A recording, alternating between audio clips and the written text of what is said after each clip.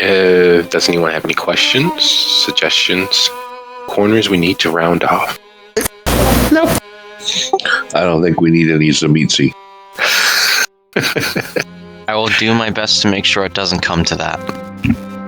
All right. That being the case, let me go ahead and make a quick little roll. Take it a +1. Please be less than 3. No. All right. Well, that settles that. Fate has cast its choice. All right. So, all things being equal, and this night being one of the greater of my particular week, I want to thank you all for being here, for taking part in our episode, for having spent the bulk of a year plus experiencing and exploring the lives of our Chicago coterie. And as much pleasure as it gives me, it is my undoubtedly respectful, exhilarated pleasure to say this is officially Soup City Sins Season 9, season finale, whoever you are. When we last left our they had, in the course of this particular season, wrestled with doubts, self-recriminations, the unfettered bias predations of those who would lord mistakes, slip-ups, incidents and accidents over everybody else's head. Dizzy experiencing the machinations of some nefarious group of individuals who had targeted Dale. Lucio finding out that his sisters, Faye by association and Stella by blood, had engaged in utilizing the tools he'd provided them to maintain their safety to start an unpaid internship in information broker. Hestia realized that the Chantry, for all of the duplicity that the world expects of them, had in fact bent themselves to a relatively noble cause. That cause having been taken from them as the many detained prisoners, the spirits of this world and the next, have been released into the world. To strengthen their position and keep this mistake from being something that lays them permanently low in the Chicagoland area, they had maneuvered themselves to finding the culprits behind the blackmail. The individuals responsible to route the problem as a way of putting a feather in their cap and attaining the now vacant seat of the Malkavian Permission. This all coming to a head where Dizzy, in the seeking of retributive vengeance, assassinated, gangland style, the most skilled spiritual warlock in the entirety of the Midwest. A warlock who, at one point or another, directly and indirectly threatened Hestia's life, the shelter as a whole, and Whispers in specific. And so we pick up with the coterie, the bulk of the coterie, either outside at the van with Arsenio, Faye, and Stella, sleeping away the predations of their possessions, and Dizzy exiting the laundry room, Alexa at her back. I see. Wishing halfway between the van and the building, Hestia at the passenger door of the van, Lucio and Amanda at the closing back bay doors. We turn our gaze to coterie, mid-step, mid-action. The door hasn't closed between you and Alexa. Puta de merda! What is it that you do? Stop. There's no such thing as hanging up a phone these days, which was a good way to vent and express one's frustration. Unfortunately, in the modern age, it is just a tap, a click, a touch, or a slide, and it doesn't quite manage to do the job. And as such, the sound of cracking and breaking tempered glass and plastic is as close to a vengeful slamming of the receiver as it gets. And that's exactly the sounds that followed the expletive exploding out of Alexa. And while she hadn't been breathing previously, there wasn't any signs of stress, there's a alto-toned growl of annoyance. Hijo de puta. What the fuck are you all doing? Other than the anger, I'm going to attempt to read her and see if the jig is up or if this is just some general annoyance due to something else. Run your perceptive skills to fate. Would you be so kind as to roll wits plus insight or wits plus subterfuge, because she is doing her best to maintain a grip on herself. There is a battle waging just beneath the less than placid surface of Alexa. Oh, yeah. She was on the phone. Someone gave her particularly bad news, and while you are unaware that the person on the other end was, it is definitively leveled at you. It's not quite the sword of Damocles hanging over your head, but it's definitely, the question is loaded and filled with, I know you did not fucking do that. What the fuck did you all do? You have demon-possessed humans. The powdered remains of clearly a kindred of note. And you're throwing the bodies down the laundry chute to hide it from whoever. I appreciate that. I do. But why is the air in your demon hold smelling of cordite? Dizzy will look at her and kind of avert her eyes a little bit and say, they didn't do anything. What are you going on about? What did you all do? There's no way we can't fix this. There's got to be a reason. What did you do? Who was responsible for the demon worshippers? That I have no idea. Wait, you ended a kindred who was not connected with the demon worshippers. I don't know about that either. You're gonna have to interrogate you. Why? Just tell me, who did you kill? Who did you end? What monster did you put into that grave?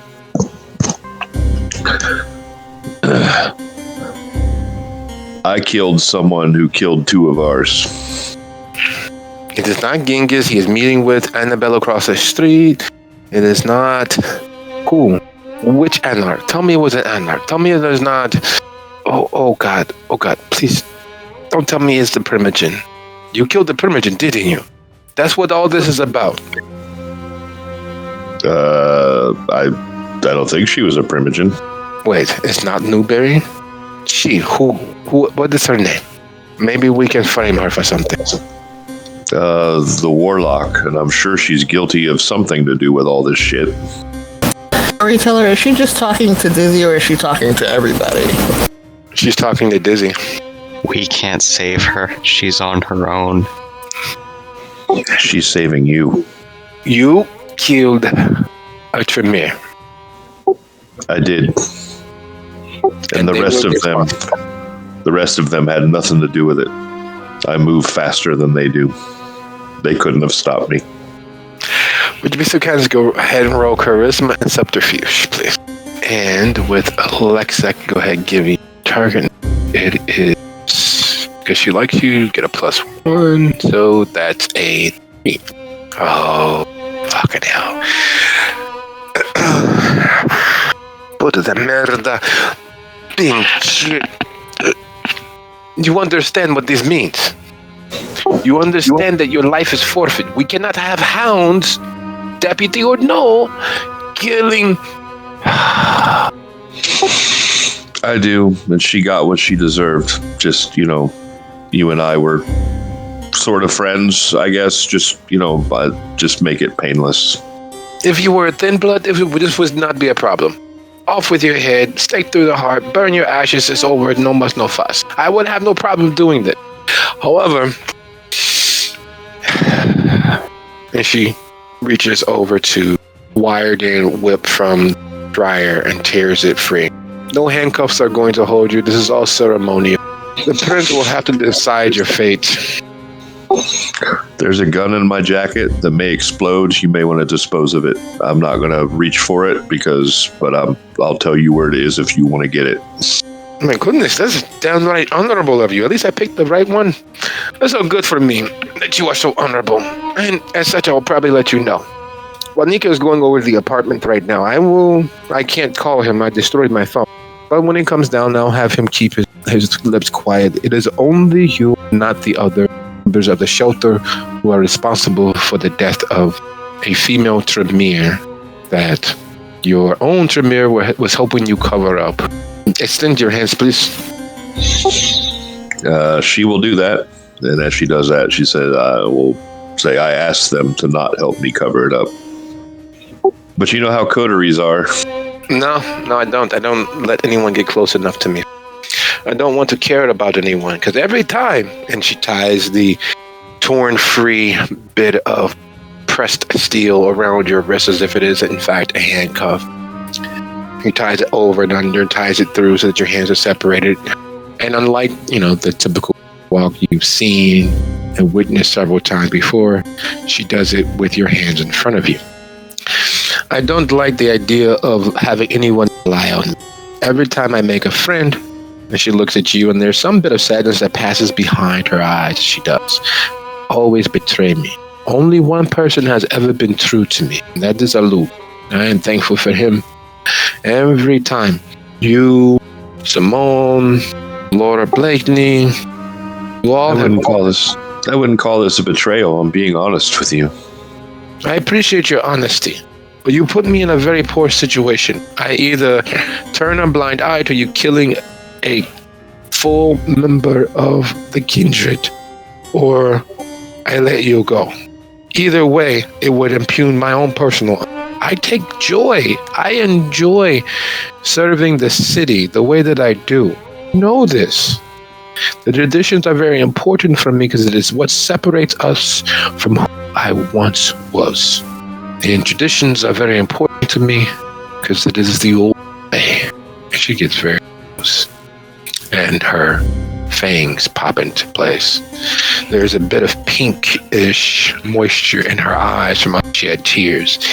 It is the way that I'm able to silence those that demand blood of every single kindred traditions. I'm respecting a semblance of my way to keep my own monster at bay. And friends would not force me to have to choose. Friends would not put me in a position where I am tempted to choose. Friends would not force me to look my monster in the face and say, maybe today we'll piss on the traditions. Maybe today we will sow chaos. Maybe today, but not today. And she reaches inside your jacket. Oh, this is very nice. You have good taste. It's unstable, though. I would not keep it. Oh, I don't like guns. I like the look of them. I have a collection. Maybe while we wait for the Prince's judgment, you'll be able to see it. I've never had anybody sleep over except for a Luke. Well, maybe this will be a good time for us before you're staked out somewhere. Sorry. If she'd have killed you, I would have shot her just the same. Yeah, but if she had killed me, it would be combat and you could hide it. It was just cause. It is clearly not. Otherwise, you would not be attempting to sacrifice yourself. Whatever wrong you all were doing, just hopefully you are a lesson to them or to stop before you're found out. Maybe. Hopefully. The only thing we can hope in the end that our death amounts to something, that there's value somewhere to someone. And to put your conscience at ease, it pains me so very much. Probably have to slaughter at least disturbingly. Maybe one of your coders will try to defend you. I can slaughter them as well. I don't do well with keeping my anger. Me either in selected situations.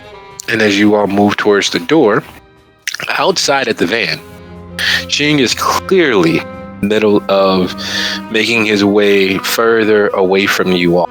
He hasn't drawn the firearm tucked into the waistband of his pants, but it is clear that there's an itching inclination to do just that. He is clearly far more perceptive or aware than he should be.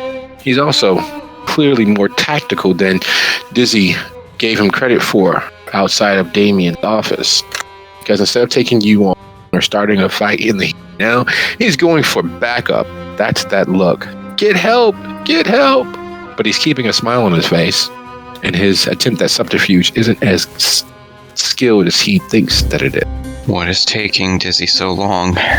We should have been out of here by now. Hess, do you think something went wrong? I'm almost sure something went wrong, but it shouldn't have gone wrong, and I could probably fix it. Shang, where are you going? I'm just gonna go and help with the, I'm gonna... Do I look stupid to you? Wow, do you really want me to answer that?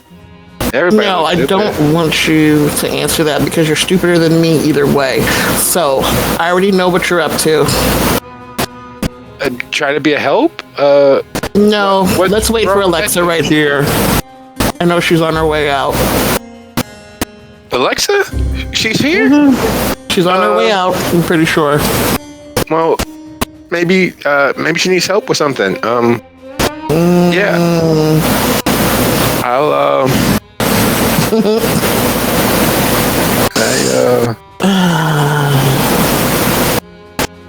Come on now.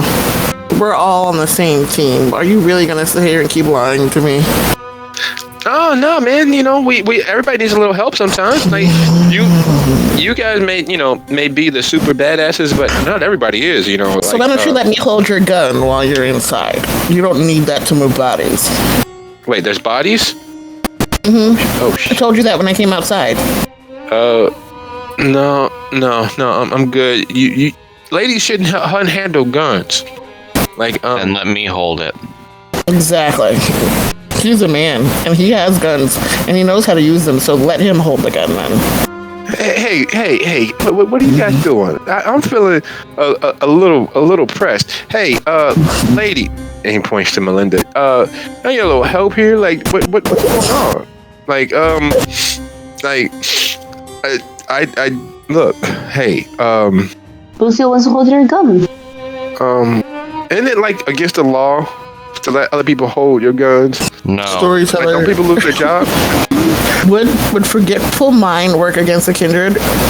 You'd have to try and find out. Some people are able to shrug it off. Others are... I'm gonna try. Okay, let's make it happen. Would I be able to tell that she's trying to do this? Because I have forgetful mind as well. That's a good question. Typically just have to make strong eye contact. It doesn't have to be lasting. Just strong to capture their gaze. So I'm sure having had those battles, he may. Can one kindred fend off two forgetful minds? I shall tell. Depending on their individual strength. Some people have an indomitable will. Some people just don't have the smarts to even recognize the efforts. Okay, so what's I know dominate is in there, but what's the other one? Manipulation plus dominate. And he knows his intelligence. So, a second while I bring up Shing. Full stats. Intelligence. Because he's not dumb by any, but he's not what one would typically say is extraordinary. He unfortunately does have a very high risk.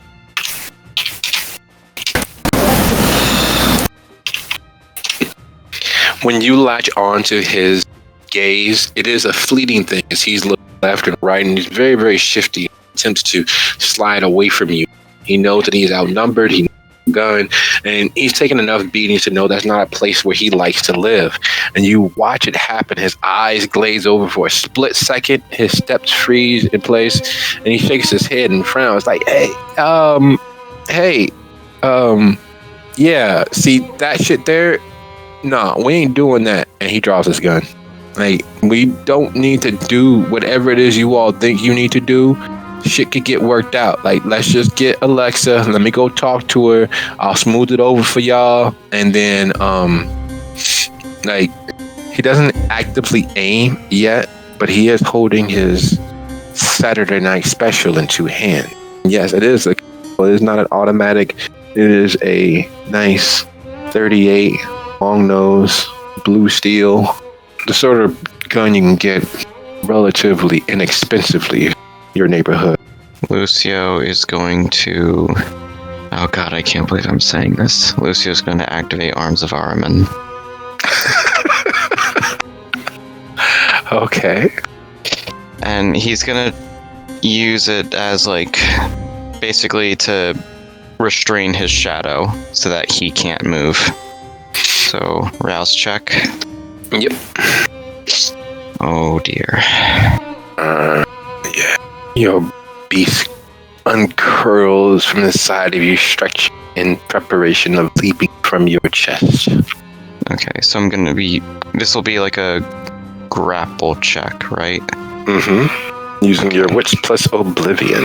Plus my 1 dot bonus. And I think I'm at 2 hunger now, so I'm gonna use a little bit of willpower on this. That didn't work out. I think you included an extra space. Probably. You know, trying to social distance the typing. Shing is surprisingly aware. He's deft, he's slow on the uptake, and he doesn't put things together as quickly as he can because he has survived enough physical accosting that he believes there's not much he won't be able to survive. And so as the shadows begin to breathe and move and shrink and coalesce, he responds like most people when shadows start moving on their own, pouring into a set location. He responds out of fear, and he goes leaping away, only to find himself properly ensconced and held, attempting to do. You've never had the opportunity to watch with time. You're not in any real rush, honestly. You're not embattled. You're not fighting for your life. You're able to see what your shadow does. What you reaching into the shadow world and pulling from it does. Everywhere that this tentacle hell touches him, there's a freezing of the skin, a breaking and a cracking of epidermis, as it is clear that it's inflicting frostbite-like wounds and just simply holding him.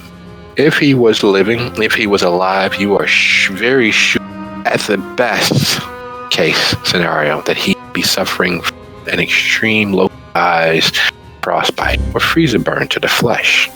Dang, I'm sorry, but we're staying here. You're staying here.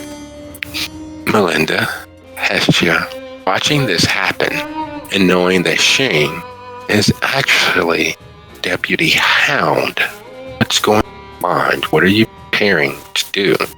Lucio, it does not do well to have the deputy against us.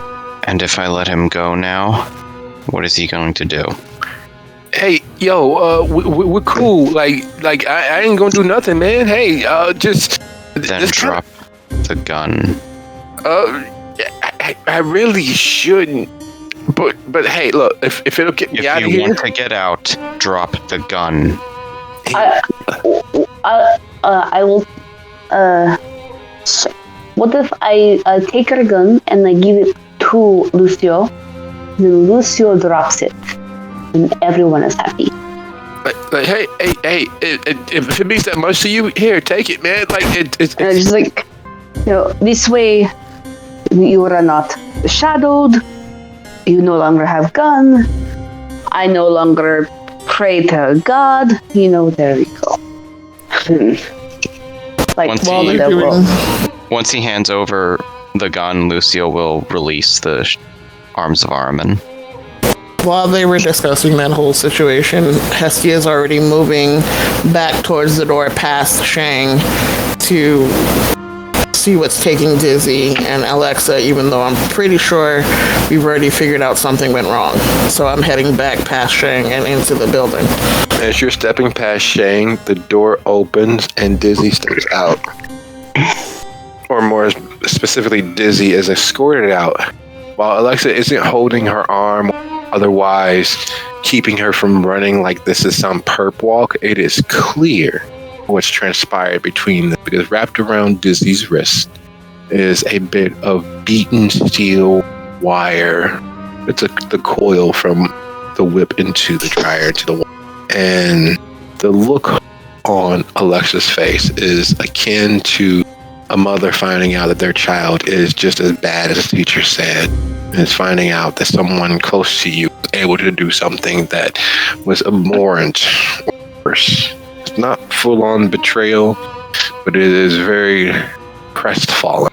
And it takes her a second to begin to absorb what's happening as Shing hits the ground. She'll pull the shadows back away from him, with Tessia standing just past, or moving just past Shing towards the door, closer to the door than to the van, with Shing just over her shoulder. Van doors close, with Lucio and Melinda standing with Shing's gun being transported by Melinda to Lucio. And the driver's door opened and Vivi steps out. I look at Alexa. I look at Dizzy's hands. Something you want to talk about? No, I don't want to talk. You will offend me. You make me break my word to my friend. She is Make you break your word to your friend.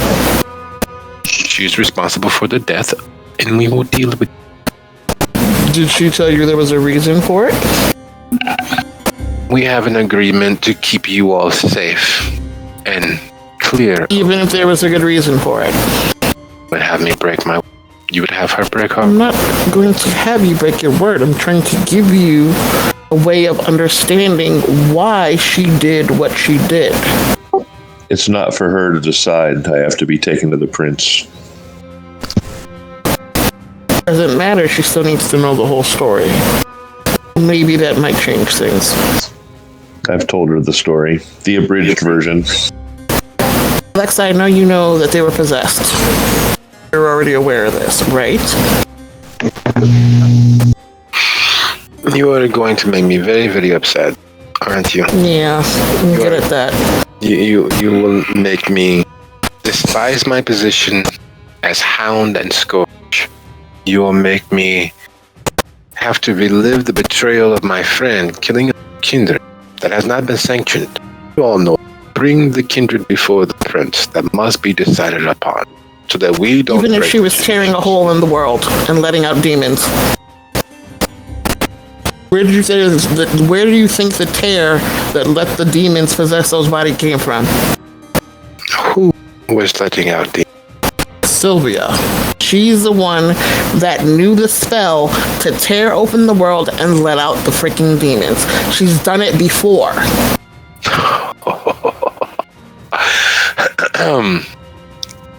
She kidnapped one of our coterie members, Whispers, and hid him with the Duskborn at that theater. He was still there last time we checked. So it's Sylvia's magic. That's true. That's why I shot her. Keep telling me she's such a good spiritualist. She's helped us out. She understands the spirit world. She's the best. That's why she's the best. Because she's the one that's been doing it. We tried to stop her. She said she was going to help the people that lived in the apartment building and started pulling stuff out of her bag that I don't even know what it means. But the next thing I know, I'm looking into the other world and there's a tear forming. And people are getting possessed. All right. Well now, as Hestia is attempting to work their magic, would you be so kind as to go ahead and charisma the subterfuge -2? And as Hestia is speaking with Alexa, Lucio, Melinda, Dizzy, what are you guys doing? Lucio is looking very concerned, but trying to keep a poker face, but it's very hard in this situation.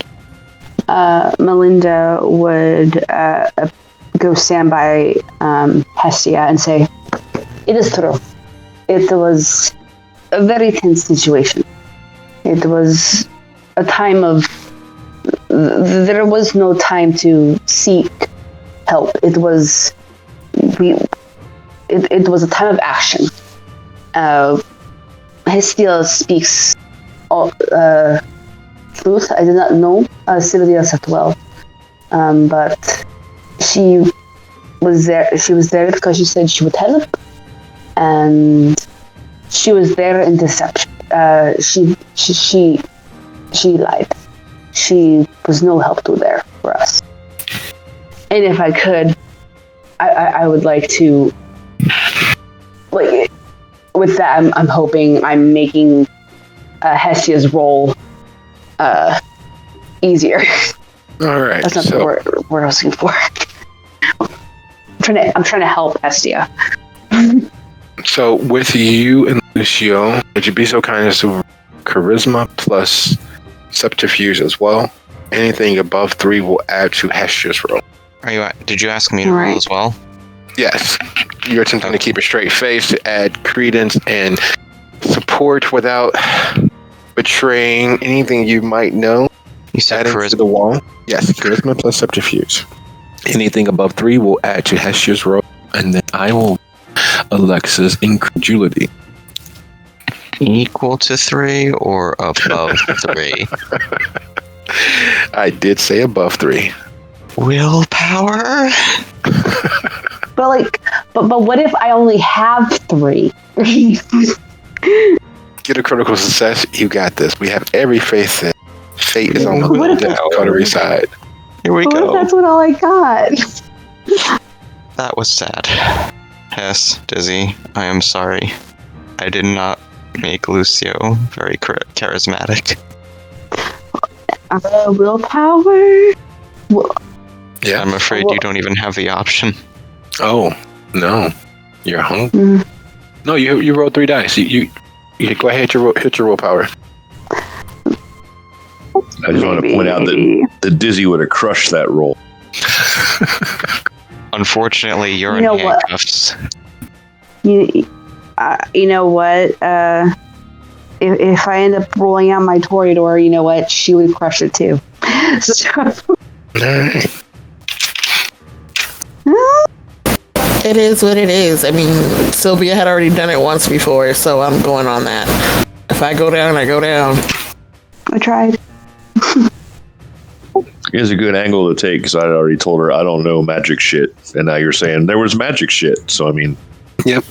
And So we're backing you up. We didn't know you though.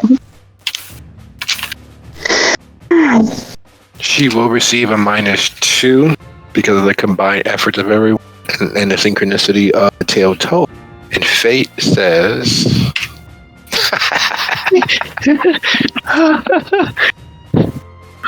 she wanted to believe because she likes me so much. That's right. she entirely did. She doesn't want to do this. But death has to be punished. And you are speaking completely and totally against what she's experienced face to face. She looks, she sees Shing rubbing his extremities, trying to get the cold away from his skin. The fact that the gun's at Lucio's feet. The obfuscated view of the van where Lucio is standing in front of. Juanica's information upstairs. Hey, maybe we should just all go see the prince or Damien or whoever, whatever the protocol is here. I mean, they know more about the magic shit than I do. So I don't know. Like I said, I shot her because she killed one of ours. No, She killed 2 of us. Remember Aiden? And she tried to kill me. So it was only fair that this eventually was coming to her with her bullshit that she kept pulling. This whole magic tearing open of freaking worlds and shit. I like you. I really do. But I've seen her sacrifice and pain herself to stop such things from happening. I will carry forth your lie into the world, and I will believe you. But you still did kill another kindred. You must find proof to keep this from being an open and shut matter. No, we will have to involve your soon-to-be primogen of the warlocks to keep this from being an open, shut incident in regards to the ending of my friend. I'll give you time before bringing this before the prince. That way we can do so with proof. Dizzy, Shing, we're going to my secondary haven, popcorn, watch movies, and while we watch movies, your friends will find definitive proof that you are still my friend, did the right thing, and that the only wrong that you did was not informing us, the entirety of the hounds and the sheriff, that Sylvia was a double agent working against the entirety of the city. That will carry its own weight, but I'm sure the fact that you all did something so noble, so self-sacrificing, favorably, this is a good compromise, yes. Yes. I'll speak to Deucible myself. I think I know where we can start with that proof.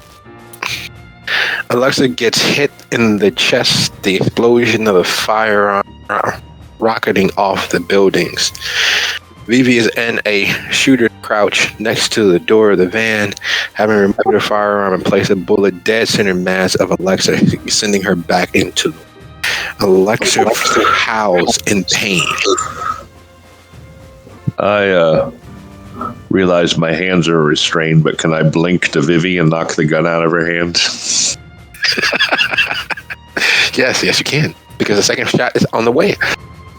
Well, I do not get hungrier from the blink. What do I need to roll to disarm her there? You can either go with a dexterity and brawl, or you can go with a strength and firearms. You're literally just going to knock her and it away from each other. All right. Well, neither one of those are great pools for me, so let me rouse my blood for some extra dice. I'm assuming this is happening faster than we can react to. Not the gunshots, not the fact that Alexa's following against the wall. You see that Vivi is holding her gun and aiming again to fire. Quick question. When Lucio retracted the arms, did they go away completely, or is he still able to use them for the remainder of the scene? He is. Melinda will grab Alexa and attempt to like pull her to like somewhere secluded. Okay. Lucio is going to send the arms to restrain Vivi. All right, go ahead and roll that Wits plus Oblivion. And Belinda, you're attempting to snatch Alexa from her prone from the impact and pull her inside the door. Yeah, get her somewhere safe, you know. Okay, go ahead and roll your strength and brawl as you forcibly remove Hestia. As all this is happening, he's laying down shots. What are you getting ready? I guess I just move between Vivi's line of shot and Alexa. Even though Belinda's moving her away, I just kind of body block. And I guess I'll take...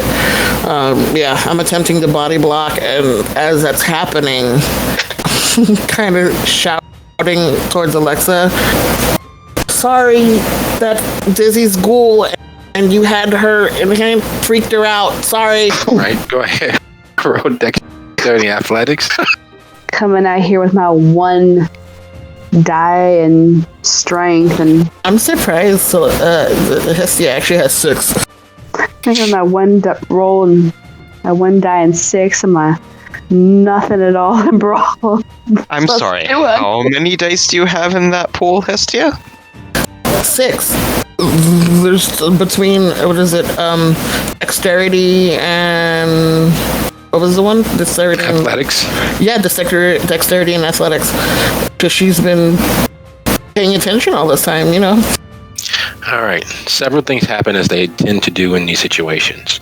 As Lucio grabs Vivi in the arms of death, or as it's called amongst the cool kids, arms of Ahriman, the shadows coalescing, and the coolness of the Shadowlands enters into this world once more, wrapping themselves around Vivi.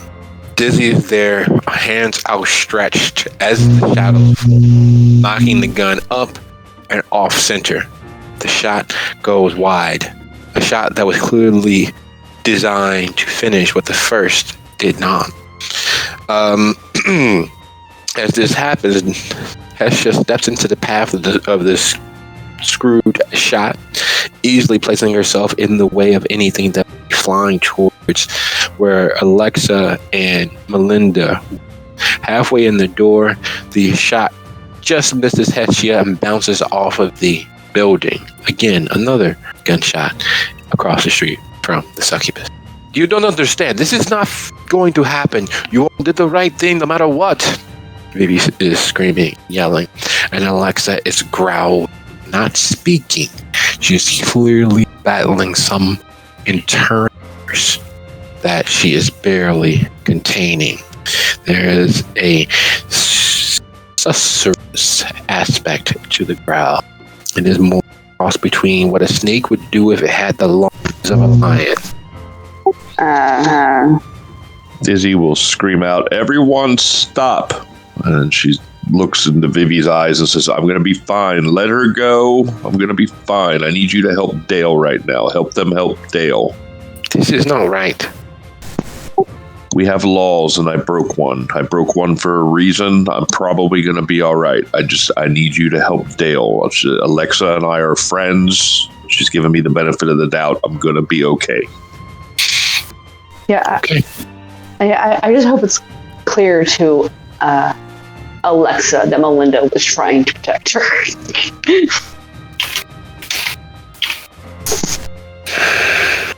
This, and she stands up where the bullet pierced her chest and ruined her shirt. She gently, though forcefully, places her hand dead center of Melinda's chest, pushing her away just to the edge of her actual reach, and takes a step back into the door. If you give me a singular moment. Say again? As the door closes, you hear a yell and a scream and the sound of plaster breaking. A few moments later, a few seconds later, Alexa opens the door, a smile on her face. I understand. Mistakes happen. Mistakes happen. We are all friends. But know this, my friends. If another person takes physical action against me, ruining my outfit, I do not know if I will have the wherewithal to not end their entire existence. Come on, Dizzy. Shing, gather yourself. We must go. Wadnika is conducting the investigations upstairs, and I need to be away from here before I tear out some puta's throat. Vivi, help Dale. Hestia needs something from Dale. You take them and help him, all right? I will be back. Okay, you say so. All right. And then I will go apologize to Alexa and promise her she can have the pick of my shirts. This is a good thing. I'm so glad that you are as honorable as I am, and what is necessary, no matter what. And I need to be away from here because they say that she's your, and I will give her the benefit of the doubt just this once. But I swear to God, I do not like being shot. I don't like being stabbed, unless of course I'm not wearing anything. Clothes are not easy to come by. You do understand? I'm a size 2.5. Do you understand how hard that is to find clothes for? I'm sorry, you know the blood. She was trying to protect me. You get how it is. See? This is the reason why I normally don't have friends. Every time. There's always something. Always. The only person that has been a true, well, you know. But that's because we do, you know. Something about the power of the Chocha helps keep everyone properly aligned. Come on, Shink. Let's go. Hey, guys, you mind, me getting my gun back? I don't want to get in trouble about a gun. Melinda will hand him his gun. I thought I had the gun. I did too, and then, It was at Lucio's feet, so Lucio would have the gun. Well, Lucio will hold the gun up to him and said, "Do you promise not to shoot your eye out?" Hey, man, come on. This ain't no Christmas movie. I'm not gonna do that. Relax. That shit sucks. Plus, you know, I don't use solid slug anyway. Fucking Teflon tips, they're just spread apart. Better to... Anyway, you know. Just get my gun. Just stop talking and take the gun. Thanks. Glad we could do business. See y'all around. As you all watch Dizzy, Alexa, and Shing make their way away, leaving you all with a dozing, closed-in Arsenio, Faye, and Stella. What is it that you all are preparing to do? First of all, we need to get the fuck out of here because that was the second gunshot or third gunshot or something, and the cops are only going to stay away for so long. We don't have time to take them up to my other haven. We're going to have to figure that out later, but we need to go get proof so that we can get Dizzy out of bondage. Proof is at Sylvia's old haven. Whisper's body. Yeah. Hopefully there are no Dustborn there, otherwise we're gonna probably have to murk them to get it. The man who was there last time seemed to like us enough. I'd rather not murk anyone, please.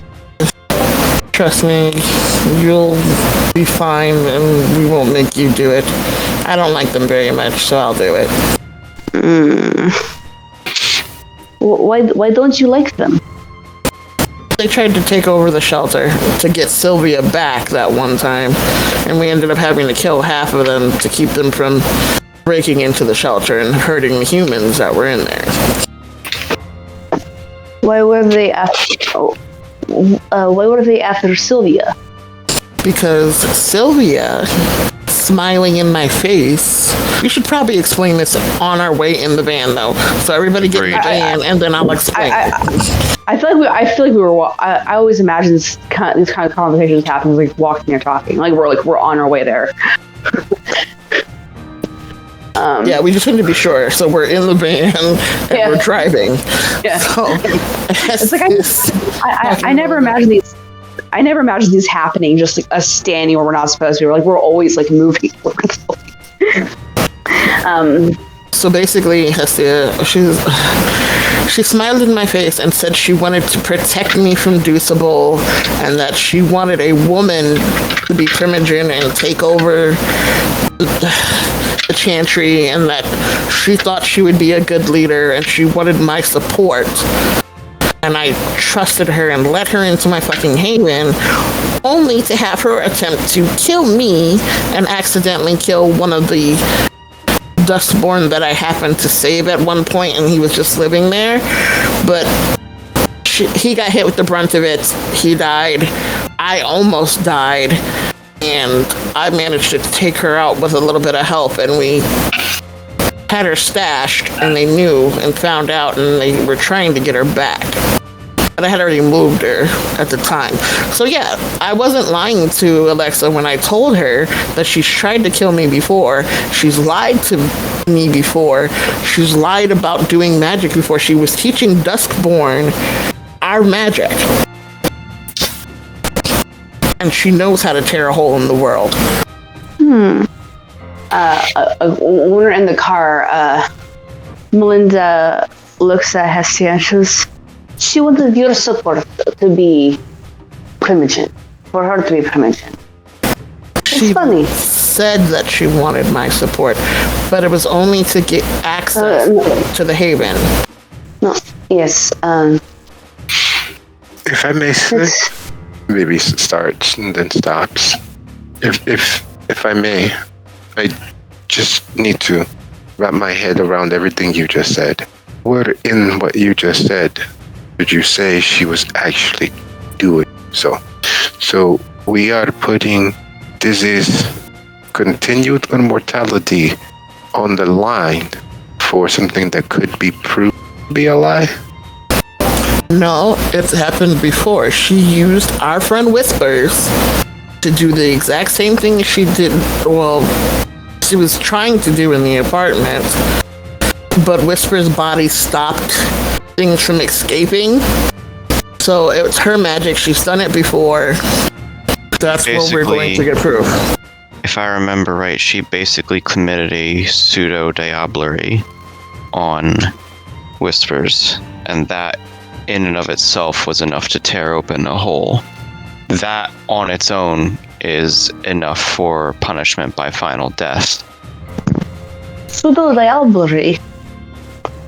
Yes, she's using our former coterie member as an anchor between the worlds to keep things from escaping, but using the power that they create. We And I told Deuceable all that before, but he didn't act on it because she was a member of the Chantry. say again. And I told Deuceable all that before, including the fact that she was attempting to kill him, but he never acted on it. So I'm trying. Go on. Maybe he didn't think she was a threat. Maybe. Hestia looks at Vivi. What's up? Where exactly am I taking? And where am I taking? She had nods to the back of the van. They'll be safe in the back of the van for now, but No, we've lost enough people tonight. I will take you. I will drop you off, and then I will take them somewhere safe and come back. They've been through enough. I have been through, and I need to think of another plan because I do not like the idea that you're risking life based on the crime someone else has already been, if not forgiven, already had a standing on someone else. Vivi, you are a ghoul, yes? Sure. Yes, let's go. We have limited time to be able to look for Storyteller, what time is it? Not that long after sunset. You guys have been busy for a couple of hours this evening. You guys have literally the rest of the night. Right. We have limited time to be able to go and look for evidence before we must retire. You have hours, we do not. Looking to Lucio, she clears her throat. So you are okay taking your sister and Arsenio to some place where there's rogue magic that may be happening to find. I'm not okay with that, which is why I was going to ask if you can just drop me off at my apartment with these three. I'll take care of them. I'm going to need you with me. Just in case. Or what?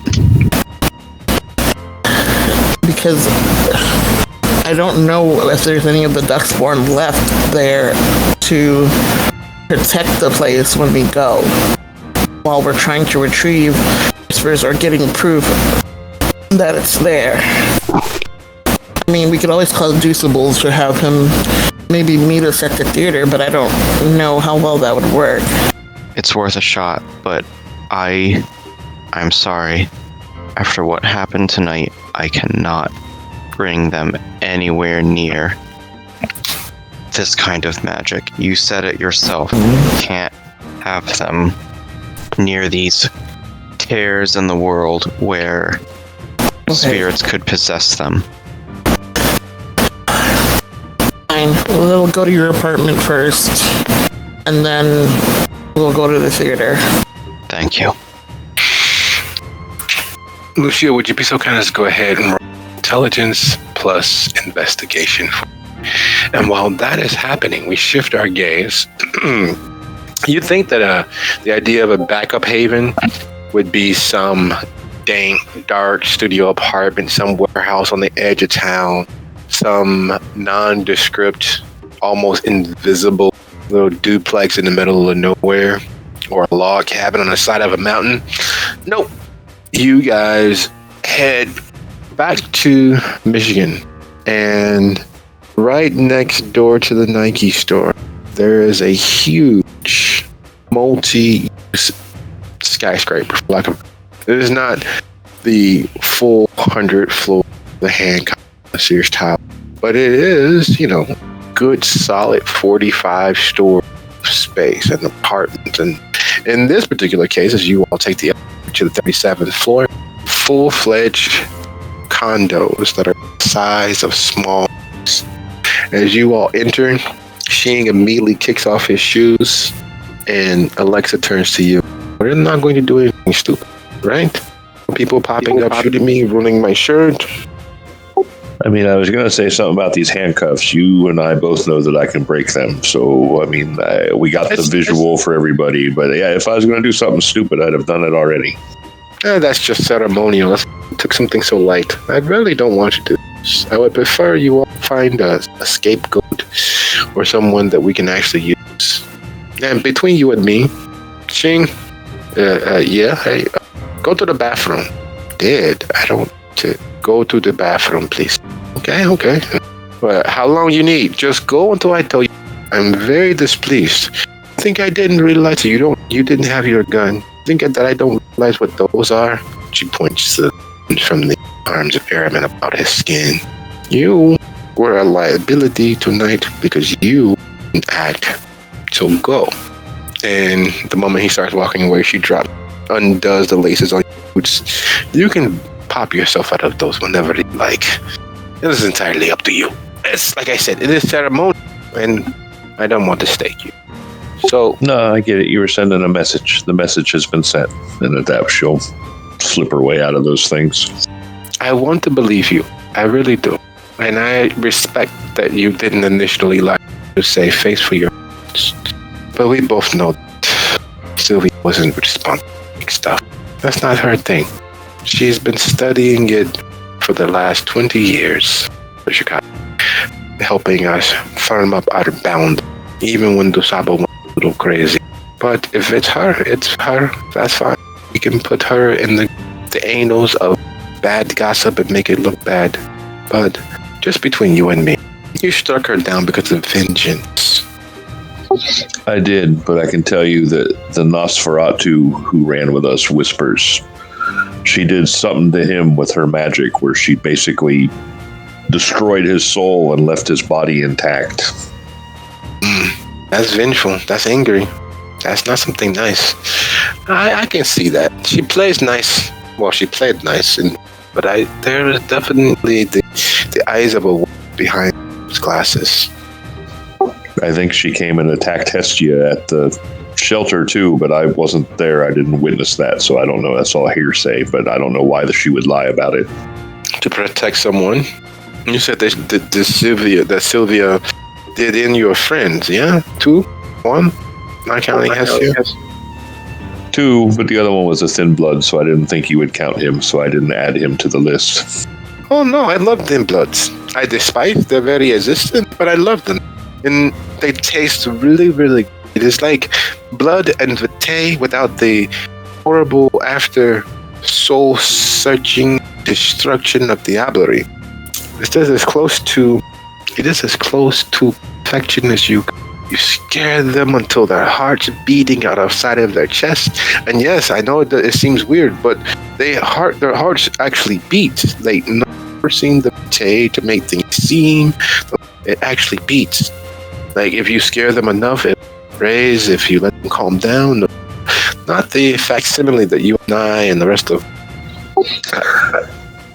He was my friend either way. They found him, or they found me, in a basement being experimented upon. Well, he was being experimented upon. I hadn't gotten that far on the queue yet. Who was doing the experiments? You know, maybe we can blame them for this. I don't know, some guy. You didn't kill him. I may have. Well, killing humans and thin bloods is one matter entirely. You get away with it long behind yourself. This experimenter, he wasn't part of the that everyone's afraid of, was he? The Inquisition? He may have been working with them, but no, he was one of us. Oh God, what? We were moving so well. We had such a good rapport building. So you killed 2 of us? Yeah, but this other one was way back. Well, I guess not way back in the scope that we would think, but it was a while ago. So you killed 2 kindred without being sanctioned, without the approval, without it being a blood hunt. Perhaps you are heading down a road that is not too far from my own. I mean, perhaps, maybe that's why I like you so much. Maybe I see me in you, since, you're definitely older than I am. You would think that, yes? But I'm not as old as most others who are scourges. I'm not even as old as Damien, and I really should be. Me and Luke have been here. And she takes a step, and she listens to you for a second. Close the door, please. Not just go inside. A few seconds later, you hear the slamming of the door. If he was not so taking a punch, I believe I may have killed him if I could. He means well. No, he does not. He means to gain personal power. and be a big man on campus. Cockle. Unfortunately, it's far more G. These things are to be expected. Being a hound is a good way to have access to power without being able to wield the power yourself.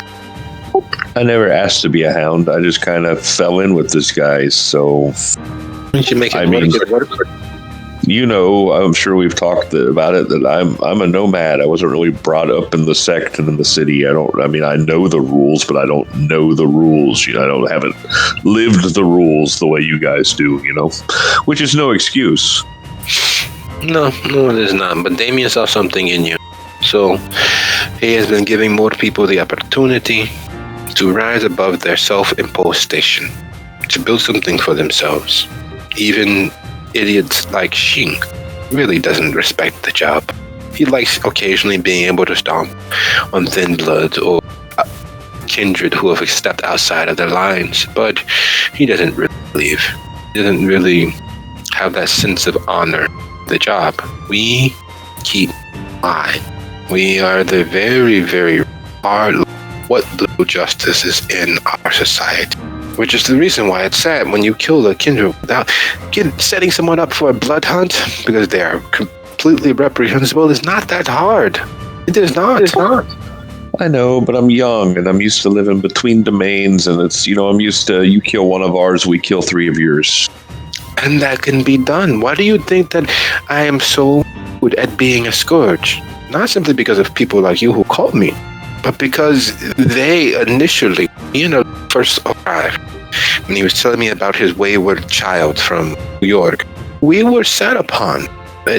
I know it doesn't seem like it, but I was younger at the time, and we were set upon by these gangs, level thugs, who just happened to be dead enough to quantify as kindred and alive enough that they were dangerous during daylight hours.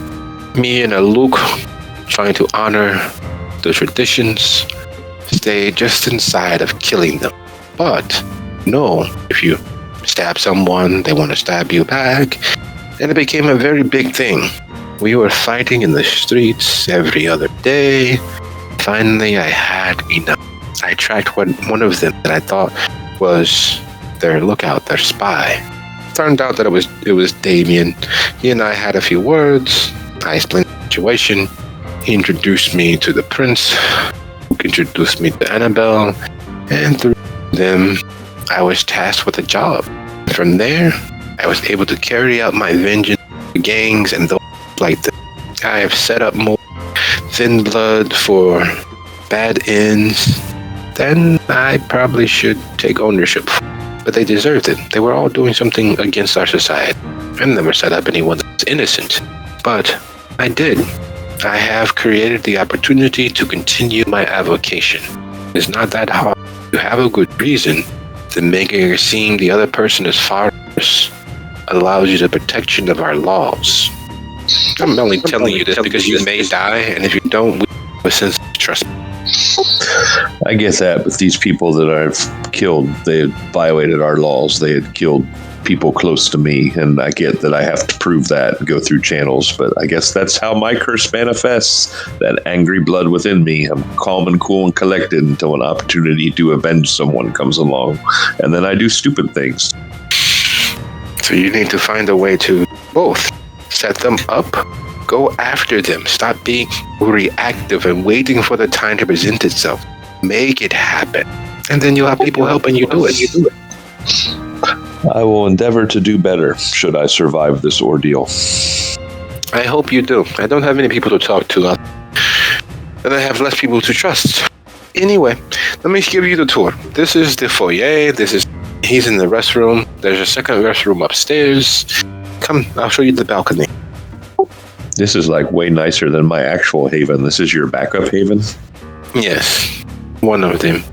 I occasionally go apartment shopping, specifically so that I can obtain places such as this. Just because we are dead doesn't mean we have to be dead without style. I just recently gained a meager income. Who says you have to spend your money? That's what hunting the dead bloods will do. take their money, you take some of your victims' monies, you take your prey's money, and before you know it, rolling in the dough. And speaking of rolling in the dough, as you all come to a stop outside of Lucy's apartment, several things occur to you, Lucio. You didn't give Vivi your address. Vivi, how did you know I lived here? You're not that hard to follow, and I wanted to make sure that Arsenio and you were okay several times because you mattered to Dizzy. That's nice in a creepy sort of way. A simple thank you will suffice. Thank you. You're welcome. Do you need help getting them upstairs, or will we be able to? Lucio takes a moment to think, and he turns to Hestia and says, "Do you absolutely need me?"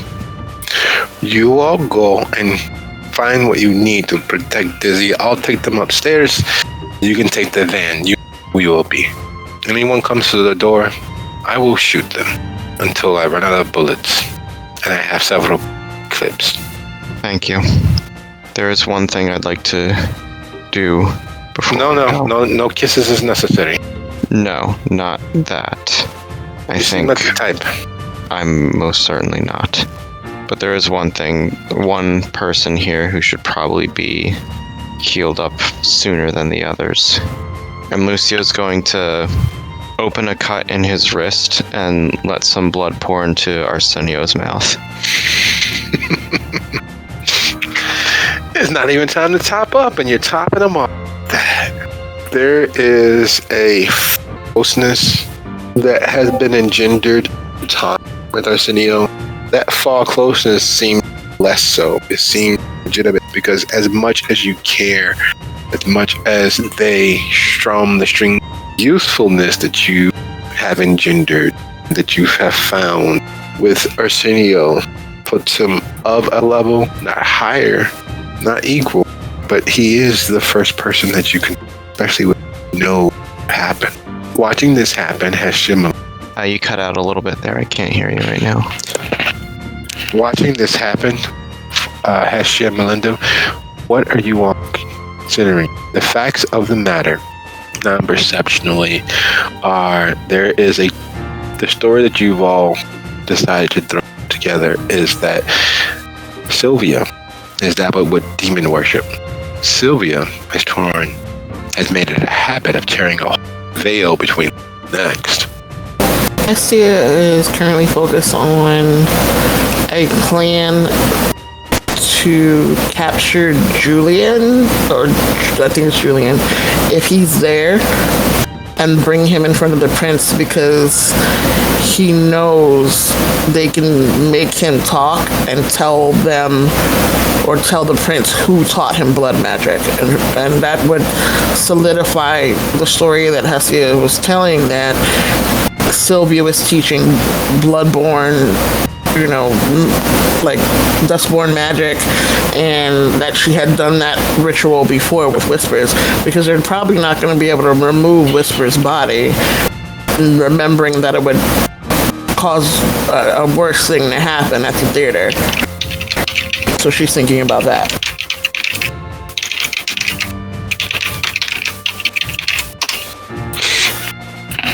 Okay. I mean, even though it's a Tremere crime to teach blood magic specifically, but it still backs their story that it was Sylvia doing these things. Okay. Allow fate to decide and hope that none of the city government have had to utilize Sylvia's service, intelligence, or training to protect themselves from the various spirits, because many have. That was in fact her role. She's in fact the lead Tremere when it comes to dealing with spiritual matters. She has fought for years to protect the city in her own prickly way against such predations. We're not leaving it just to that one chance. Obviously, we need to talk to Deuceable and see what can be done to have him on our side in this, especially with the connection there. So we're gonna do as much as we can to bolster our case, but I know it's gonna be a hard one because everybody's gonna be like, no, but she wouldn't do anything like that when there's been other things she's done. So it is a sound legal strategy to besmirch and destroy another person's character so that the possibility or probability of something them agreeing to doing that is outside of the pale makes some sense. Lucio, having helped Vivi get Arsenio, Stella, and Faye upstairs and making it back to the van key, where are you headed? First, I'm gonna tell Vivi, when he wakes up, tell him to do two things. One, keep these two safe. Two, call that friend of his about that apartment that he can get for a good price. Okay. I will tell him. When he wakes up, he usually doesn't sleep that long. Wait, what? He usually doesn't sleep that long. He's up as usually long as I am. And we text each other quite often. Not many people understand what we are going through. I see. Well, good luck with that. Call me if anything happens. I most assured not. We know your phone is garbage. He often tells me how you never respond to messages until hours later. If something happens, I will test you, and she will let you know. Okay, and if the girls wake up, try and come up with something plausible. Just the way that they are, anything will do. If you excuse me, I'm gonna have to take care of this, take care of one more thing before we leave. And Lucio's gonna go find what remains of his stash. Breaking out the good stuff, huh? Okay. He's not gonna, drink enough to go down to 1 hunger, because he still wants to do business. So it's just enough to bring him down to 2 hunger, because he's currently at 3. Okay. That is not a problem. Very, very doable. And plus, it's probably faster. Oh, it definitely is. And it is 30 after the hour. Let's take a quick 10 right here. We'll be back at 40 after. And we will continue and wrap up our season finale.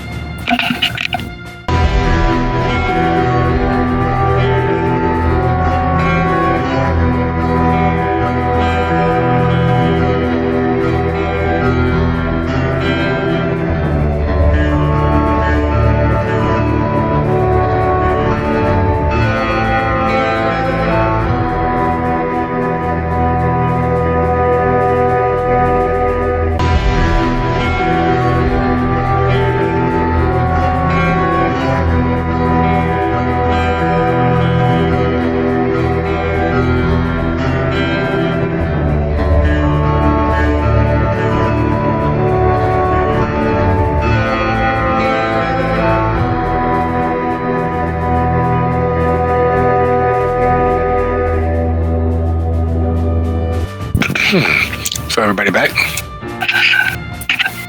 I'm here. I'm here. Hoorah. Mechanically, it was not my goal to leave our season cliffhanger, but it does seem as if that is our standard. Finales end on a cliffhanger, and epilogue wraps them up. But we shall see. no hanging no cliffs.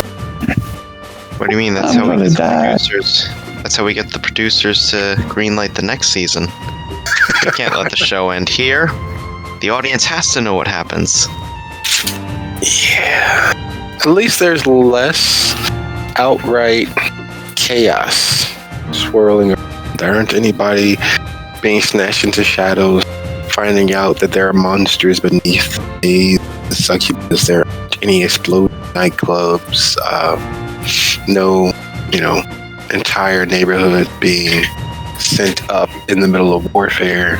Not a huge number of dead bodies. So as far as season finales go, With that being said, I'd like to point out that this entire season has happened over the course of 2 nights. Actually, I think it happened over the course of 1 night, because the last season ended literally the previous night with Lucio turning Eddie's head inside out. Yes. And how about you, home viewing audience? Do you want Dizzy to live? Call 1-800-555-CAST-YOUR. We probably shouldn't do that because the last time someone's fate was decided by calling, well, we got Red Hood, a decade later. Or worse yet, you get the Toronto screw job. Though I think it wasn't really Toronto, Montreal. But yeah, we will not leave it up to the studio audience at home. Melinda, you're back? All right, well, we have everybody else. So therefore, when we stepped away, Lucio was attempting to satiate a portion of that clawing, crawling monstrous of a beast that exists inside the hearts of every kindred across the world. Heading down from his apartment toward the van, with the keys in hand. Where is it that he's attempting to take them? Directly to the Metro? Not the Metro, I'm sorry, the Aragon.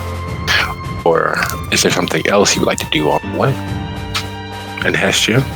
Thoughts of how to properly rescue and mount an affirmative? Yeah, so on the way, I am going to reach out to Deucible. And do the dutiful Chantry daughter thing and ask Dad for help. So you dial, and strangely enough, the call is connected. Unlike usual, where it has to go through a switchboard and take some time to hit the landline. You dial, and Deucible answers. Hello? Good evening, sir. Deucible. Sorry. This is going to be a very strange request, but we might need your help to witness something to prove that wrong was done and that our actions were just this evening. Really? With your positions as a hound in chasing down the blackmailer, did something arise? Yes. This is the second call from your coterie of associates. Melinda reached out earlier for assistance. How is Sylvia helping you? That's the problem. Sylvia was not a help to us. She used her access to the apartment in a negative way, and then there was a tear allowing people kind to be possessed. We should probably hold this conversation in person. Yes, so we're heading to the Aragon right now, which is where some of her other misdeeds were done, and we can find proof. I don't think that's a good idea. I think we should hold a conversation in person. Where?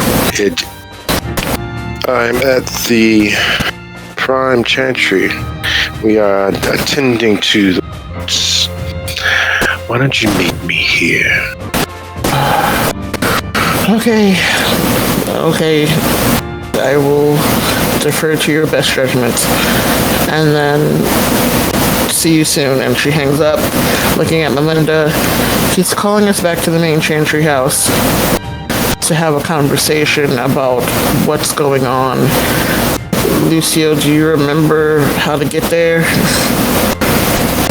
Or you've never been? So basically, Hestia gives them the address. I sincerely hope that I remember how to get there. Well, she gives them the address. As you all make the relatively short drive from Lucio's apartment in North South Shore, South Hyde Park to Hyde Park proper, it is a considerably short, quiet trip.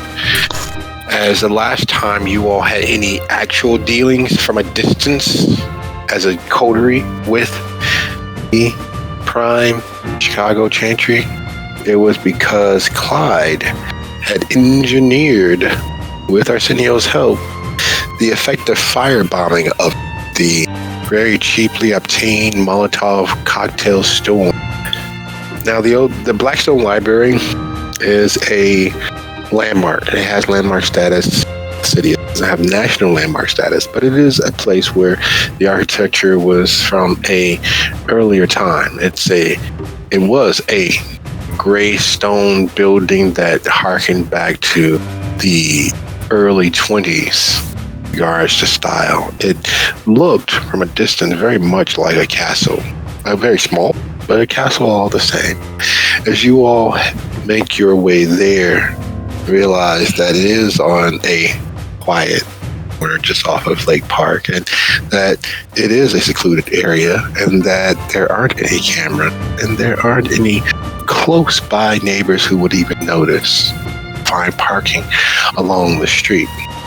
Exiting the van, it is clear that the place is under construction. There are still blue tarps along the roof, some hanging slightly over the edge, and there is this very real feel that here there be monsters. That sort of eerie, hair-raised, head into places where the energies of this world and the next combine, where you can feel flowers growing on your grave, where you can feel the real ozone-like difference in air pressure. And as you all approach, you see Dusabo standing on the steps waiting. Normally, acolytes, neophytes, and lesser members lead guests into the Chantry House. There stands Dusabo, his cane, heterochromic gaze, his salt and pepper hair and beard that looks very much wizard-like, and his ever-present gloved hands. Except for now, he's not wearing any gloves. I'm already taking that into account and watching the hands, because I already know what some of the Tremere can do by touching each other. So I'm aware and kind of keeping an eye. But I refuse to walk in like a guilty party.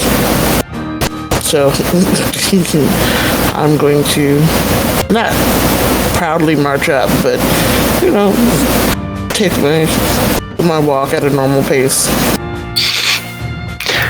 I did not expect your entire coterie to be here. Right this way. He takes a step, then another, and meets you at the sidewalk. Let us go this way.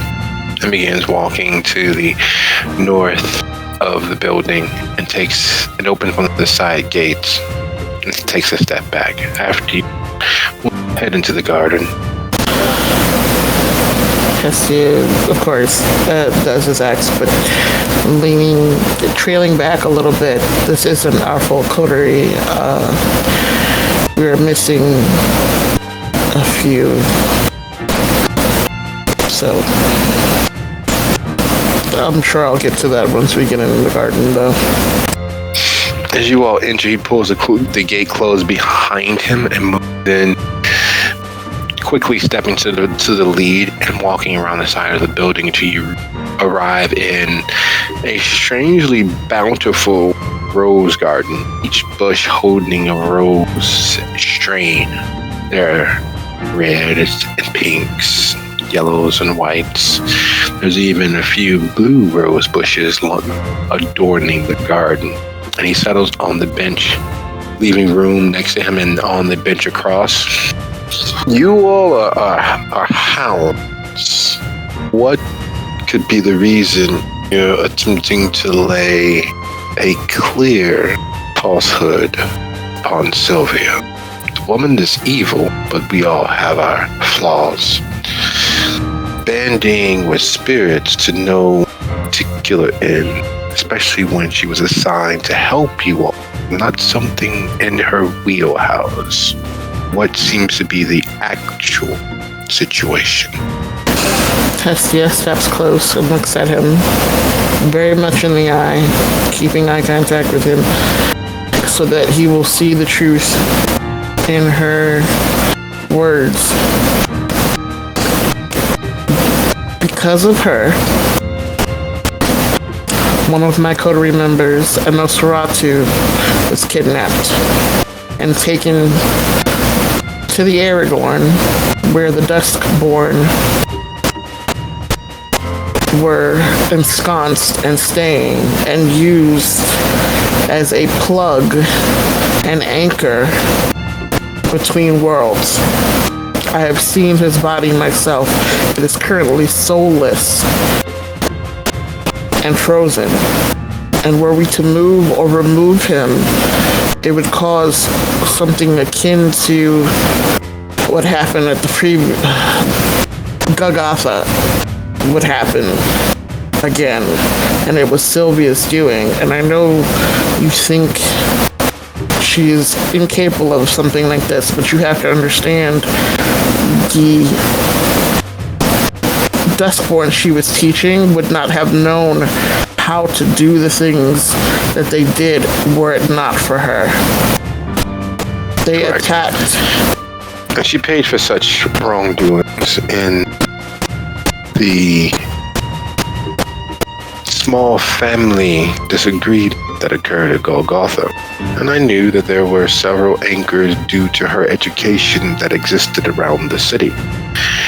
I'm just glad that, linked though they are to her continued immortality, that they haven't been set free. So where did you stash her body this time? There was nothing to stash.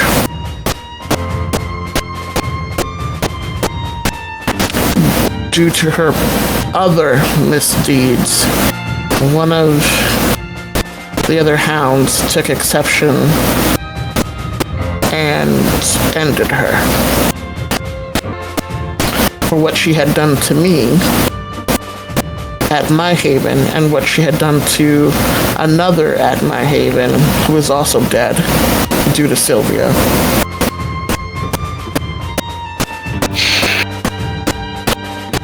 So they... I heard you, and I understand what you said, but please tell me you are mistaken. Believe a sanguinated Sylvia, and she escaped, thereby maintaining the anchors that are stashed around the city. As I am telling you the truth, I am not going to lie and say she still remains. Her destruction was fairly total and quick, before any of us could stop. Okay. So we have not one, but 6 situations that will sully our name if the information is found. We have 6 instances where if the other kindred of the city realized that we shared a hand in sealing these things away, they will demand an accounting, which will jeopardize the entirety of us. If anyone were to find out what took place at Golgotha, if anyone were to find what took place in Marionette Park, or Uptown, or Gresham, or the specific locations don't really matter at this point, as that is going to be an increased burden on our already spread thin resources. So Sylvia is no more. It's our greatest champion, and one of the few who are able to hold and maintain these anchors between this world and the next is no more. What is it that you actually need, considering that, well, we are all screwed? We need for Sylvia to take the blame and the fall. No, not at all. Are you mad? You want us to further draw attention to as locking Incarna finagling and banes from escaping into the world. Things that we knew and know of that can even possess kindred.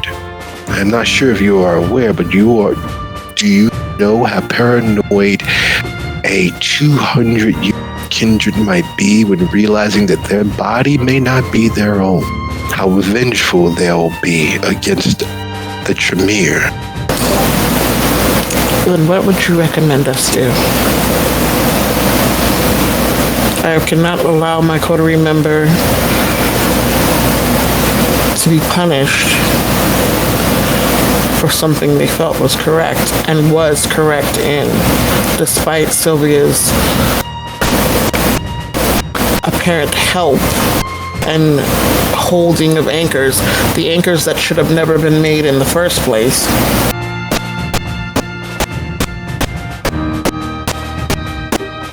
My suggestion? Make it easy and quick for your coterie member. Their sacrifice will be appreciated and carry their legend forth into the future. And barring that, being as you choose your code over your blood, over the safety and sanctity of the city, physically and emotionally, being as this person, this coterie, has not made it before the prince, kill the person or kindred that are guarding them, and hope that they have not reached out electronically.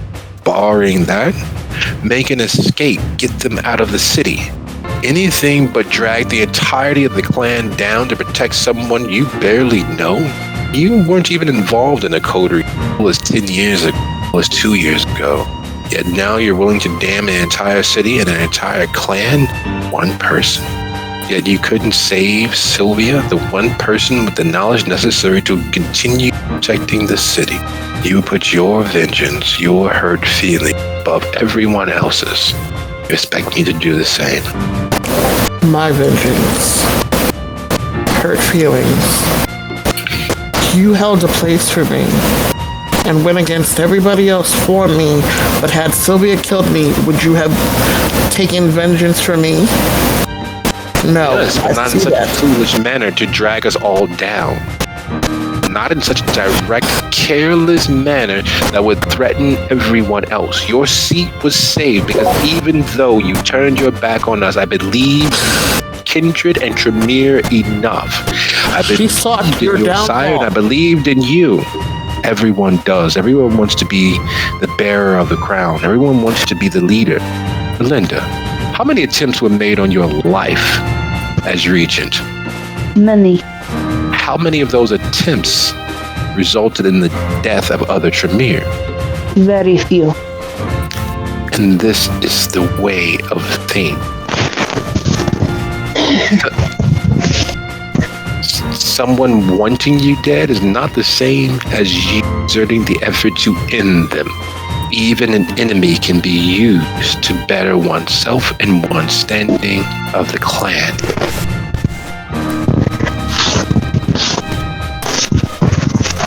These blackmailers, did you find them? Hestia is currently composing themselves because they're fairly upset right now. So the jaw is tight, and they are literally forcing air through their lungs even though they don't need it.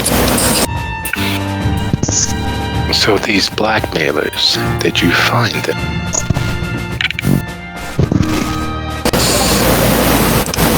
We were following leads to find them when this whole situation happened.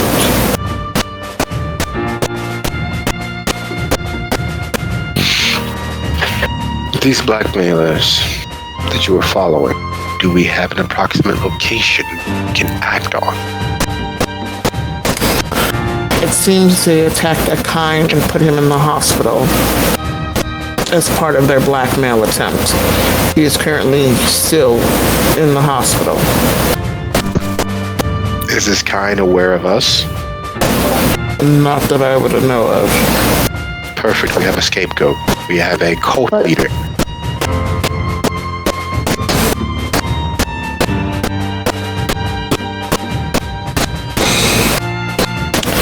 So you're suggesting that we pin the blackmail on the kind in the hospital? Yes, use a distraction. Draw everyone else's eyes away from us so that we can set about righting this humongous wrong. And in doing so, perhaps opposition as a newly appointed primogen can be used to stave off the rightfully earned destruction. The storyteller. Are we aware of who of who it is that's in the hospital? Only if you put it together through context clues. Hestia only knows because they talked to Dizzy directly. Alright. Mr. Dusable, may I have a moment? Of course. You've been brought into our confidence. I will not pretend to understand the complexities of the arcane. That is very much the domain of the Tremere, not the La Sombra. But what I do understand is that you have a very serious problem, and you have two potential candidates who may be able to help that quickly. You have lost your champion. You need a new one. You have Hestia, who is an absolute genius, and Melinda, who I've seen do things and solve riddles that even I was not sure I could. I think the two of them together may be able to help replace your champion if properly trained and equipped. And while they solve the issues of these anchors, I can manage the investigation into the blackmailers. I think that if I'm able to do this uninterrupted by having to handle tears in the world and possessions and other such things, I think I will be able to find them within the week, if not sooner, while they focus on containing your problem. Is this agreeable? Of course it is agreeable. It is great. We would have an immediate scapegoat in you, member of La Sombra and a hound, and with 20, maybe 15 years of deciphering Sylvia's notes and observing that she's trained and pulling information from the head by every means available, I believe that Melinda and Hestia may rise to a level that we can use them as a stopgap. Whereas the detriment and problem to them will probably be the same as it was for Sylvia. They needed certain energies and certain replenishment of strengths. After wrestling so long and so ardently with the entities and beings from beyond, soon we not only have 6, but perhaps 12, 13 of these anchors that are holding the world as we know it together. But that is with 15 or 20 years. We would have long solved the issue of this blackmail. I have every confidence.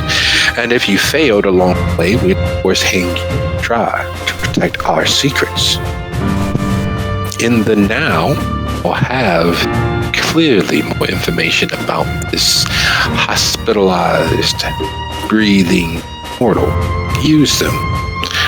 Shift the blame to blackmail and demonic possession and wrongs done for the right reasons. Sylvia was a hero, died in service to our city. Tremere are loyal, upstanding members who, through the very necessity of the things that we wrestle and struggle against, keep our secrets to protect the city. With blame shifted, and the only reward possible for such a tried and true plan being a primogen seat, we can perhaps negotiate a lesser penalty for the wrong action done for what was believed right reasons. Friendly fire happens all the time, purposeful assassination, purposeful endings due to violent and angry inhibitions aren't what happened. It was military possession mitigated by Sylvia's efforts, and the Tremere and our hound and her coterie saved the city. Do you all believe this is a story, a truth that we can tell? You believe that there's perhaps a more believable candidate than just one kind, one to take the blame for this tear in the world? I think I have one potential culprit that I could shift blame more easily to. You have a more deserving candidate? Well, since they apparently already know, apparently there is a outsider group in the Hecata that was called in to handle similar situations and have done rather messy jobs of it, leading to these tears. They could be our culprit. Who's holding your associate? Is it Damien or one of the others? She's being held by Alexa. Melinda, could you utilize your seeking talents to find where Alexa is holding your associate? I believe word has not spread far enough yet. You may be able to curtail things, find where she is located, convince Alexa that you are heading to the property responsible, have Alexa assist you. Tell Alexa that it is in fact a hunt. Have them work their magic to assure the target does not survive. That is a very bloodthirsty one, and I'm sure that she would have no problem in ending these problems. Alright, so he wants Melinda to find Alexa and tell her, hey, we found out who's actually responsible. Yes. Alright.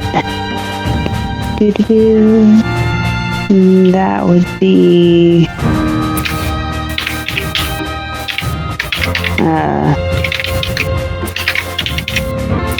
illuminate the trail, right?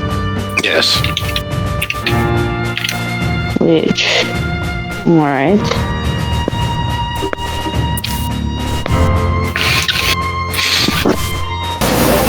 So you have a trail. Is rubbing their temples because they can already see the bullshit they're gonna have to swallow and say to make all of this work. It's already making them want to throw up because they're gonna have to say it turns out that Sylvia was innocent. They don't want to so bad. Melinda would turn to Hesty and say, sometimes the easiest way to do it is not to say it and just let others say it themselves. You will take your silence as agreement. But Cannot. if you do not say it yourself, it's easier. But yeah, I rolled 4 successes on being able to find Alexa. Yes. So the trail presents itself, and you'll be able to pretty much douse your way their haven. And while that is happening, everyone's getting suited and booted and heading towards Alexa. As you settle on the couch from taking the long view down and knowing that there was a very good chance that if you were anyone else, Alexa probably would have pushed you off. A lot of people don't realize that while survival is usually probable and possible, that falling from such a height would be immensely debilitating for even the strongest of kindreds. 37 stories straight down to the concrete, you'd pray for death as your body attempted to fight off the effects of death claiming it if you survived. I'm just gonna kick off my shoes and make myself a home, I guess. Of course. Mi casa, su casa, at least for a little while longer. I do worry. I've been putting this together based on what you've told me, based on why are you willing to sacrifice yourself for your coterie? Now, it seems to me, now mind you, I did not spend many years on the road, but the trip from New York to here was very fraught for Aluka myself. And we occasionally take a trip to one of the other churches, especially down to Indianapolis. Yes, other members of Roses who operate from there. But you spent years on the road, nomad, unfettered, not tied down, not bogged down. Why would you be willing to give all of that up and sacrifice yourself, Colt? Because they were innocent. They didn't do it. I did it. They did years, whatever it was. They were my family, and a lot of them died so that I could survive. I don't know. They're probably dead. But these people pulled me out of a bad situation. They treated me as one of their own. They gave me a home. They made me feel like I belonged. I don't want them to die because of something I did. That sounds very true. There's some truth in you. I hear tears. I rarely hear tears except for myself. But that still doesn't quite... You've killed 2 kindred. And you could have gotten away with it. You could have escaped. You could have been gone. You could have been halfway to St. Louis by now. But you stayed. Hey, I'm not going to lie. That's what I wanted to do, but they wanted to try to cover it up. They were going to make it okay. And then when I realized that was not going to work, the 3 minutes that you and I were together, I owned up to what I did to protect them. I told them originally that I did this. Go tell them I did this.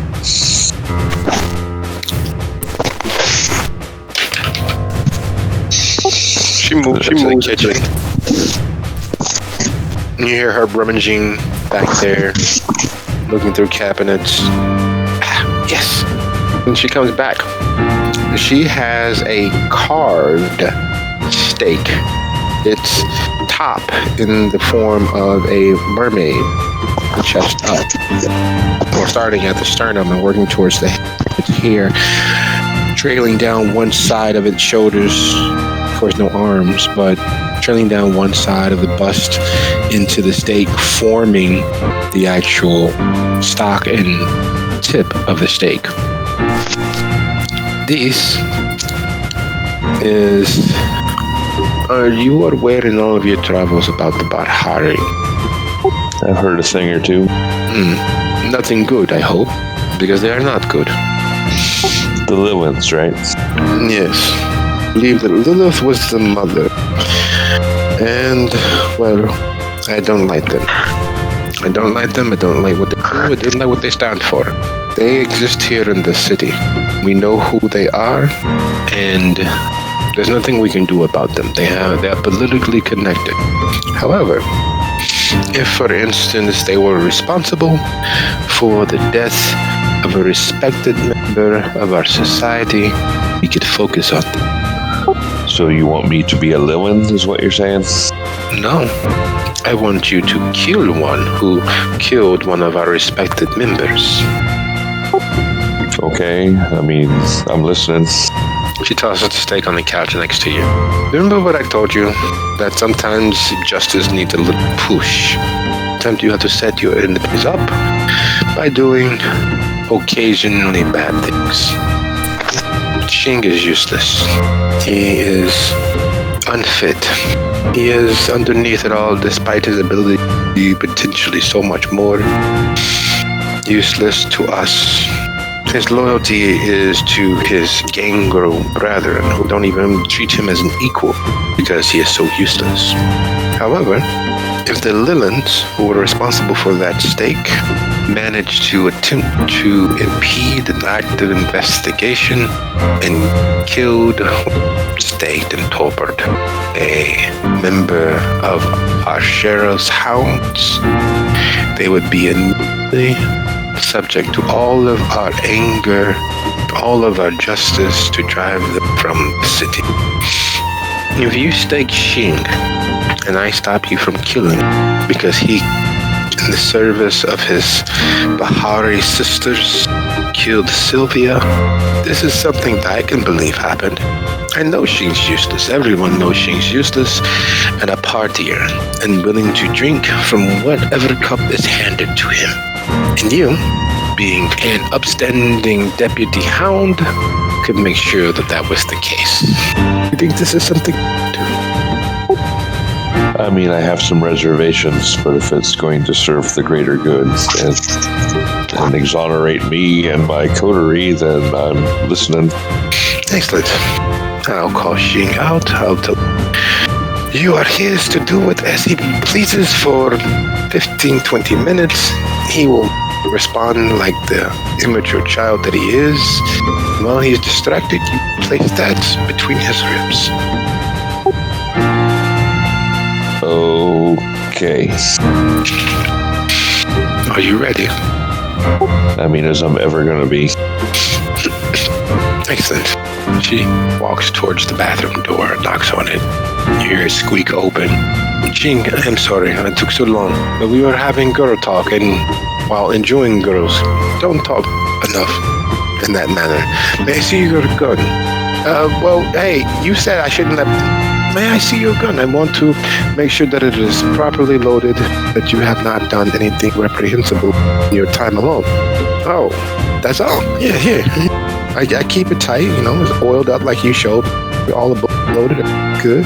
And I only lost it because, like, that Darcy dude, like, he turned into like a shadow monster and held me like I was on the cross or something. Like that, that was caught me completely by surprise. No, I understand. Walk with me. And as they start walking back, if you would be so kind, I believe that she may be far more guilty than we believed. To get the truth from her, I am giving you time with her now. You have 15, maybe 20 minutes. That will be enough time for you, yes? Oh, shit. Like, when you question me and punish... Oh, yeah, that's gonna be... Oh, shit. You really gonna let me do... Of course. I wouldn't say it if I didn't need it. She is yours. Whatever happens with the 20 minutes will all fair game. Wait, you serious? Like, all that girl power shit you be talking? Girl power has nothing to do with this. Look at her, sitting innocently there, pretending that they did the right thing, betraying our trust. How would it look on you, as an upstanding hound member, that one of our own broke our traditions? They sullied our name and made us all bad. We all lose status because of this. So 15 minutes is no small amount of time, but it's no large amount of time either. You have the opportunity to instruct her before the prince decides to end her being. Oh, shit. Yeah, I got this. And he heads over. Look, I always wanted to fuck somebody up real bad, and it's sorry it has to be you, but nothing personal, but you know, I can make my own self look bad. You understand, right? And he cocks back. All right. She just looks up at him and bats her eyelashes. He cocks back with every intention to put his fist completely in her skull.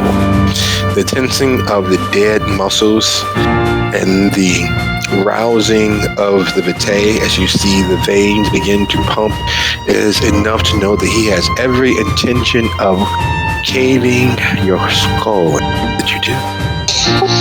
I will wait till he swings, and I will disappear and reappear behind him. All right, that being the case, would you be so kind as to go ahead and roll for dexterity plus melee plus celerity. And I will use Haymaker. There is a moment when everything that's wrong with the world is inflicted on one particular person. That doesn't happen too often, but it happens often enough that people tend to say things like life sucks or life is unfair or any number of aphorisms or tossed off bon mots to that declaration of how unfair life is.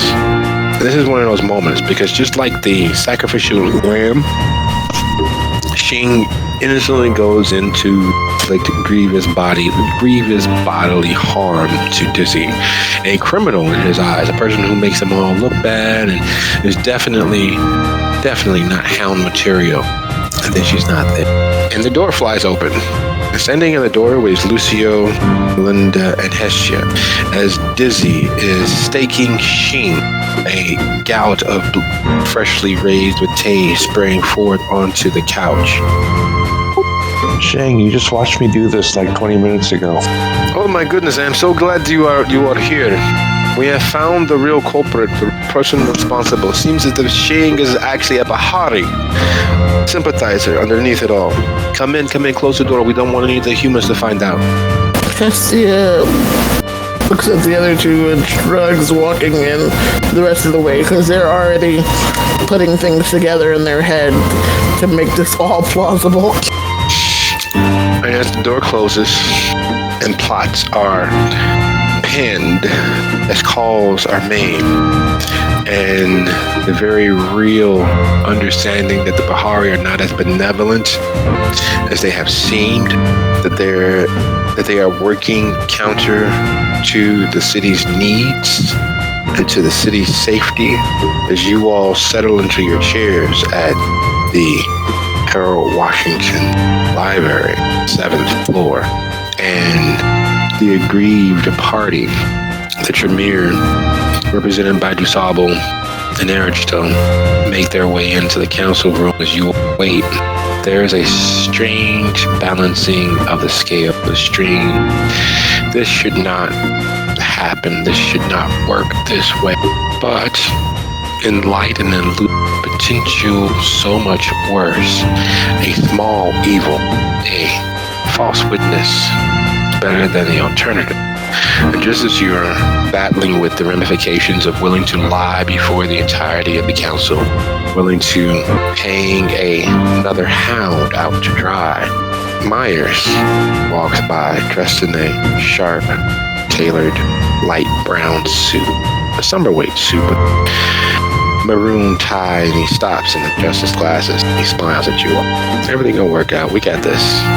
Straightening his cufflinks, and he heads into the council room, closing the door behind him and cutting off what argumentation may still play.